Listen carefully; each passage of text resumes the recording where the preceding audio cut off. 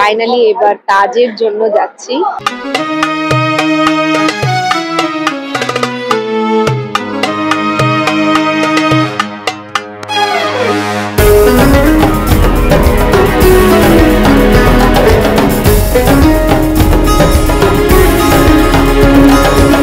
মথুরার কংসের কারাগার, যে কারাগারে ভগবান শ্রীকৃষ্ণের জন্ম হয়েছিল।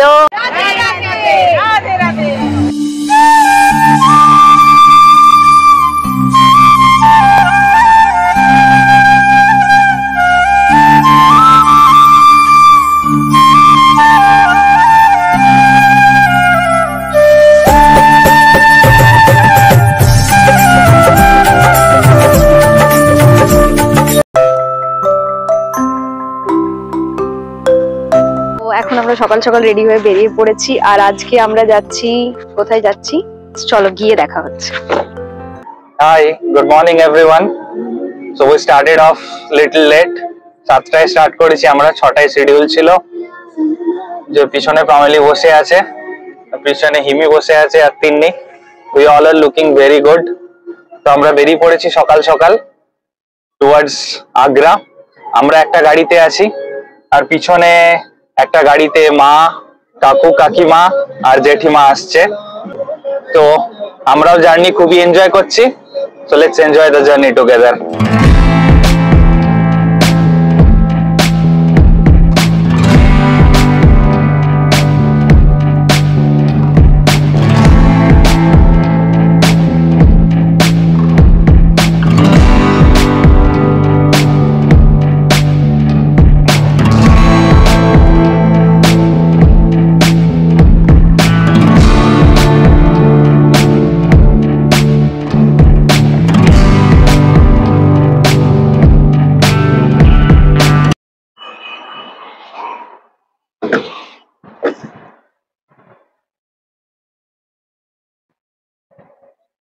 তো আমরা পৌঁছে গেছি ধাবাতে, in the mid of the road.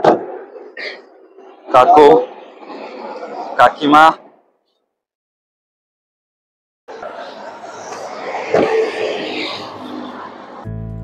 তো অনেক সকালে বেরোনো হয়েছে, আর অর্ধেক রাস্তা পৌঁছতে না পৌঁছতে আমাদের সবার খিদে পেয়ে গেছিল। তাই হাইওয়ের উপরে এই ধাবাটাকেই আমরা চুজ করলাম ব্রেকফাস্ট করার জন্য। সবাই মিলে একটু গল্প গুজব করে সকালের একটা মুক্ত বাতাস নিয়ে আমরা ফাইনালি খাবারের জন্য এগোলাম। আর এই ধাবাটার নাম ছিল মুনিজি। এটা কমপ্লিটলি একটা ভেজ ধাবা।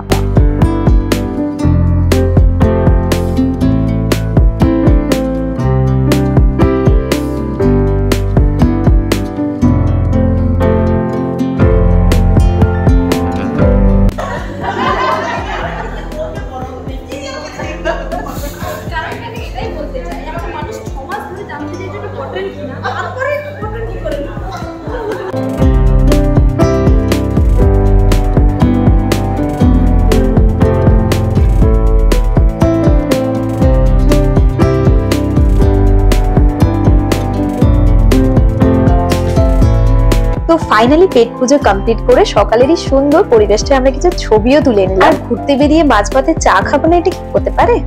তো যাই হোক, ফাইনালি চা পর্ব ছেড়ে এবারে আমাদের সোজা গন্তব্য হচ্ছে আগ্রা।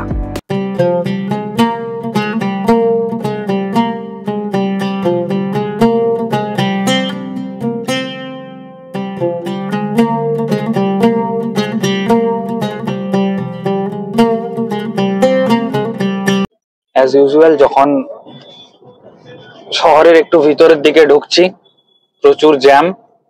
ঠিক যেন মনে হচ্ছে আমাদের বিষ্ণুপুরে পুরোনো দিনের সরু রাস্তাগুলোর মতো, এতক্ষণ হাইওয়ে এক্সপিরিয়েন্স করে এসে।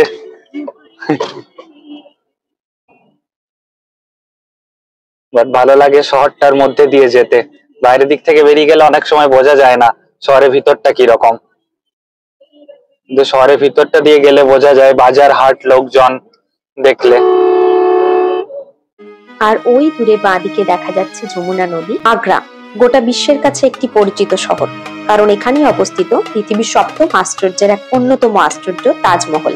তাই আগ্রাকে বলা হয় তাজের শহর। ঐতিহাসিক স্মৃতিস্তম্ভ, স্থাপত্য, সুস্বাদু খাবার, মনোরম পরিবেশ, পাশ দিয়ে বয়ে চলা যমুনা নদী, প্রাকৃতিক সৌন্দর্য সবকিছুর জন্য ভারতের অন্যতম পর্যটন কেন্দ্র হলো এই আগ্রা শহর। ভালোবাসার শহর, মুঘল রাজত্বের রাজধানী এই আগ্রা শহর। আর ওই দূরে ডান দিকে দেখা যাচ্ছে আগ্রার দুর্গ, যা রেড ফোর্ট নামে পরিচিত। বেলে পাথরের তৈরি বলে এই দুর্গের রং লাল। পারসিক ও ভারতীয় শিল্পকলার এক আশ্চর্য সংমিশ্রণ এই দুর্গ। মুঘল সম্রাট আকবর এই বিশাল ফোর্ট নির্মাণ করেন।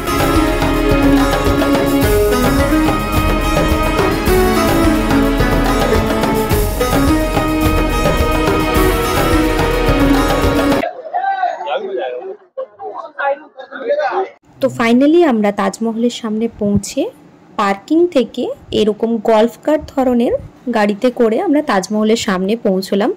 আর পার্কিং থেকে এই তাজমহলের যেখানে চেক ইন হয় তার ডিস্টেন্স ছিল অ্যারাউন্ড 500 মিটার্সের মতো। তো ফাইনালি আমরা তাজমহলের চেক ইনের জন্য এই লম্বা লাইনের সামনে দাঁড়িয়ে পড়েছি। আর যদিও আমাদের অনলাইনে টিকিট কাটা ছিল, তবুও আমাদের চেক ইনের জন্য এই লাইনে দাঁড়াতে হয়েছিল। আমরা শনিবার এসেছিলাম, আর উইকেন্ডে তাজমহলে খুব ভিড় হয়। তাজমহলে এন্ট্রি করার পর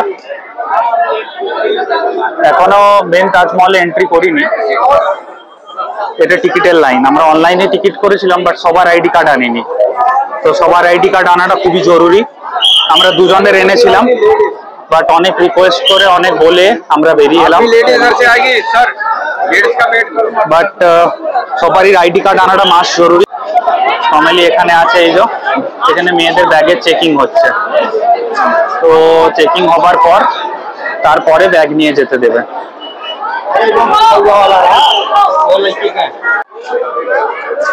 ব্যাগ চেকিং হয়ে যাবার পর সবাই এখন আস্তে আস্তে এগিয়ে চলছি আমরা।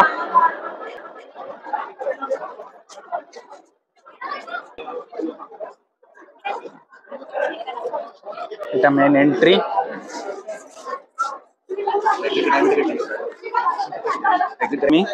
ফাইনালি আমরা এন্টার করছি তাজমহল দেখতে। তো ভীষণ এক্সাইটেড।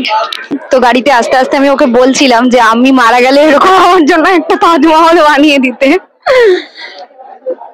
তো চলো দেখতে থাকো। প্রচুর রোদ, কালকে এত বৃষ্টি হ্যাঁ সিরিয়াসলি প্রচন্ড রোদ। পাচ্ছিলাম যে বৃষ্টি যেন না হয়, বৃষ্টি তো দূরের কথা, উল্টে রোদ বেড়ে গেছে। তো আমরা ভাবতেই পারিনি আজকে ওয়েদারটা এত ভালো থাকবে। আর আজকে অনেক বেশি রোদ, মানে ভালো থাকার তো ব্যাপার হচ্ছে রোদটা আরো বেশি, প্রচন্ড রোদ। বাট ঠিক আছে, এত ভালো জায়গায় ঘুরতে এসে অ্যাটলিস্ট বৃষ্টি হয়নি, আমরা ঘুরতে পাচ্ছি, সেটাই অনেক বড় কথা। বৃষ্টি হলে তো পুরোটাই ভেস্তে যেত।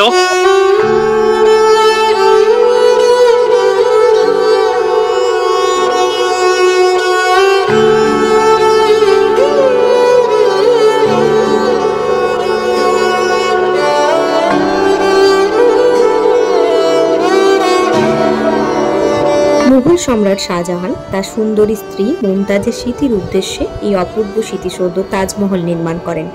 পুরো তাজমহল সাদা মার্বেল পাথরের তৈরি। এটা মুমতাজ মহল নামেও পরিচিত। বিশ্বের সপ্তম আশ্চর্যের অন্যতম হলো এই তাজমহল।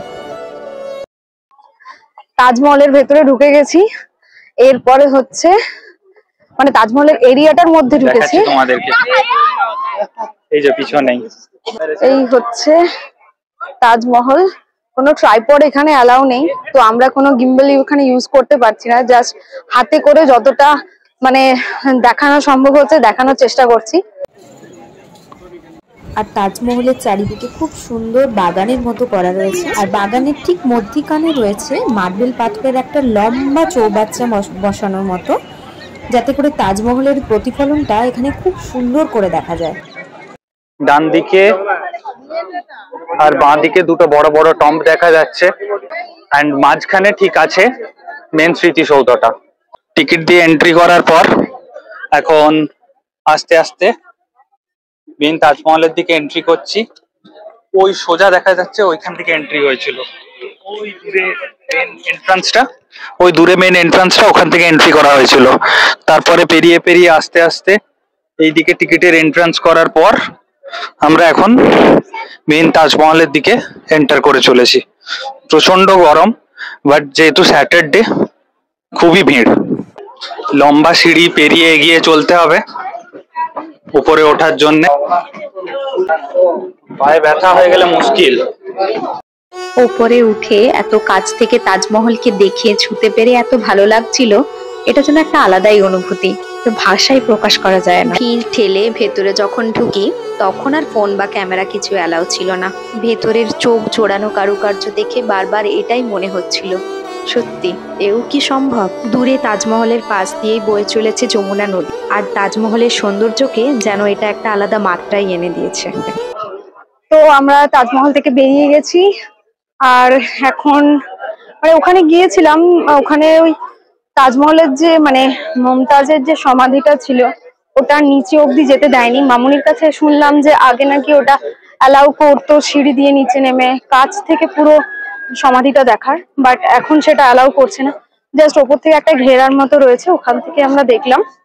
তো ফাইনালি এখান থেকে আমরা বেরিয়ে যাচ্ছি, আর এখান থেকে বেরিয়ে আমাদের যাওয়ার প্ল্যান আছে, মানে এখানে লাঞ্চ করে নেব আর তারপরে যাব হচ্ছে আমরা মথুরা বৃন্দাবন, ওটাই প্ল্যান আছে। দেখা যাক কতটা কি হয়। তো কিছু ছবি টবি তুললাম, বাস এরপর বেরিয়ে যাচ্ছি, লাঞ্চ করব। মনোরম প্রাকৃতিক সৌন্দর্য, চোখ জোড়ানো স্থাপত্য তাজমহলে যেন একটা আলাদা মাত্রায় এনে দিয়েছে। ইতিহাসের পাতায় বহু পড়েছি তাজমহলের কথা, কিন্তু এই অভিজ্ঞতা চিরদিনের স্মৃতিতে রয়ে যাবে।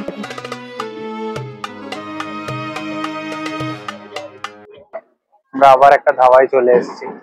এখানে আমরা লাঞ্চ করব, লাঞ্চ করার পরে যাব মথুরা বৃন্দাবন, ওই দিকটা দর্শন করব। তো তারপরে যাব, যদিও ধাবাটায় খুব ভিড় আছে, চেষ্টা করবো তাড়াতাড়ি খেয়ে বেরিয়ে যাবার। চলো খাওয়া দাওয়া করবো।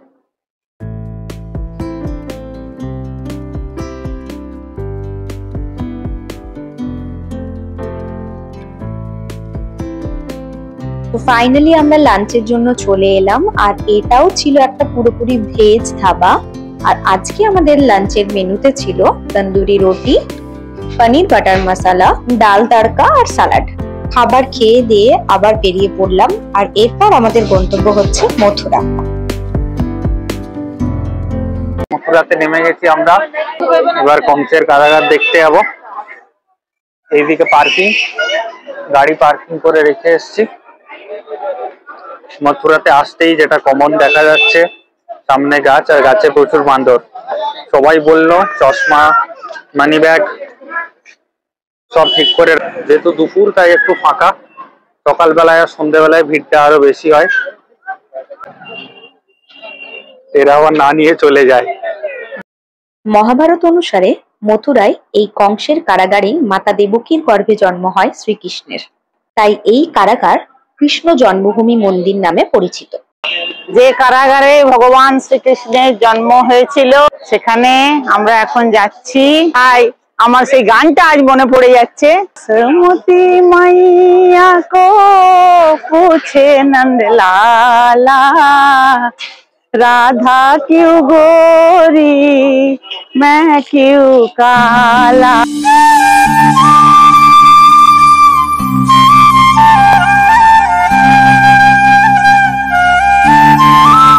প্রচুর ভিড় আছে আজকে। এই হচ্ছে এন্ট্রির দরজা।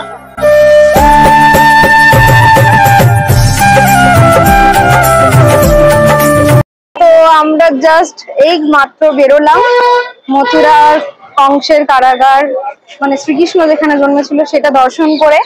আরো ওখানে অনেকগুলো জিনিস দর্শন করা ছিল, সব দেখেছি, বাট ওখানে ক্যামেরা, মোবাইল, কোনো পার্টস কিছু অ্যালাউ ছিল না, তো আমি ভেতরের কিছু শুট করতে পারিনি। তো যাই হোক, এখন এখান থেকে আমরা যাব হচ্ছে বৃন্দাবনে। তো এখানে প্রচুর বাঁদর আছে, আর এই বাঁদরগুলো একটু আগে আমার সানগ্লাস নিয়ে চলে যাচ্ছিল। আর এই যে সামনে একটা বাঁধানো পুকুরের মতো দেখা যাচ্ছে, এটাকে বলা হয় পোত্রাকুণ্ড। পোত্রা কথার অর্থ হলো পোশাক। কথিত আছে ভগবান শ্রীকৃষ্ণের বাল্যবেলাকার পোশাক এই পুকুরেই কাচা হতো। এরপরে মথুরা ছেড়ে আমরা রওনা হলাম বৃন্দাবন দর্শনে।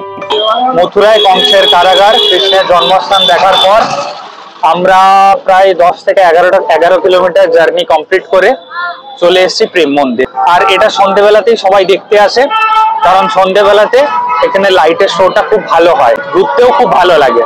তো এখানে অ্যারেঞ্জমেন্টস অনুযায়ী লোকাল গাড়ি ছাড়া ঢুকতে দেবে না মন্দির প্রাঙ্গণে। তো আমরা 3 থেকে 4 কিলোমিটার দূরে পার্কিং করে টোটো নিয়ে চলে গেলাম। রিকোয়ারমেন্ট অনুযায়ী দুটো টোটো করে আমরা এখন চললাম প্রেম মন্দিরের দিকে। বৃন্দাবন হিন্দু ধর্মের পবিত্র তীর্থস্থানগুলির মধ্যে অন্যতম প্রধান একটি তীর্থস্থান। সারা বিশ্বের অসংখ্য কৃষ্ণ ভক্ত প্রতি বছর বৃন্দাবন ধাম দর্শনে আসেন। বৃন্দাবন ভগবান শ্রীকৃষ্ণের লীলাধাম নামে পরিচিত।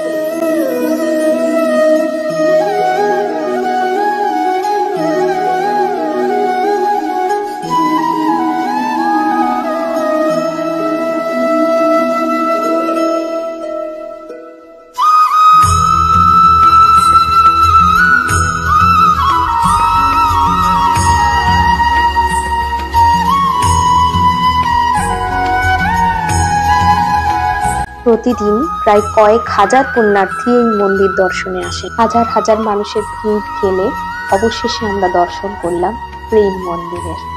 ভগবান শ্রীরাম, সীতা ও রাধা কৃষ্ণের নানাবিধ মূর্তি ও লীলা সজ্জিত এই মন্দির। মন্দির প্রাঙ্গণে বিশাল বাগানের সামনে ভগবান শ্রীকৃষ্ণের বিভিন্ন লীলাচিত্র মূর্তি আকারে ফুটিয়ে তোলা হয়েছে। এই হলো রাসলীলা, যেখানে ভগবান শ্রীকৃষ্ণ তার গোপিনী ও রাধা রানীর সাথে রাসলীলায় মত্ত ছিলেন। পরবর্তী অন্যতম লীলা হলো কালীয় নাগদমন, যেখানে ভগবান শ্রীকৃষ্ণ কালীয় নাগকে হত্যা করেন। পরবর্তী অন্যতম লীলা হলো গিরি গোবর্ধন লীলা। এখানে দেখা যায় ভগবান শ্রীকৃষ্ণ একটি আঙ্গুল দিয়ে গোটা গোবর্ধন পর্বত তুলে ধরেছেন। আর সর্বশেষ লীলা হলো ঝুলন লীলা, যেখানে শ্রীকৃষ্ণ রাধা রানীর সাথে ঝুলনরত অবস্থায় আছে আর অন্যান্য গোপিনীরা পাশে নৃত্য করছে। আর রাতের প্রেম মন্দিরের যেন এক আলাদাই সৌন্দর্য। প্রতিনিয়ত এই মন্দিরের আলোর রং পরিবর্তন যেন একে এক আলাদা মাত্রা এনে দিয়েছে। তো মন্দিরের ঠিক সামনে আছে একটা ফোয়ারা, তো খুব সুন্দর দেখতে। আর ফোয়ারাটা মানে এত সুন্দর লাইটিং এর কাজ এখানে, এই জন্য এখানে এত বেশি ভিড় হয় সন্ধ্যের দিকে, কারণ এখানে লাইটিং এর কাজ খুব সুন্দর। আর মানে সামনে থেকে এটা দুর্দান্ত দেখতে লাগছে, আমি ডেসক্রাইব করতে পারছি না এটা।